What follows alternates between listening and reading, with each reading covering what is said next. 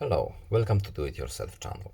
Today I will show you how to hide battery percentage, this little indicator in top right corner of the phone in our Samsung Galaxy Z Fold5.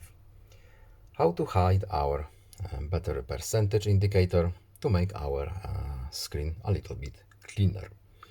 Settings, then we're looking for battery and device care, and in the hidden menu tap battery, we have a few more options. More battery settings, and here we have show battery percentage.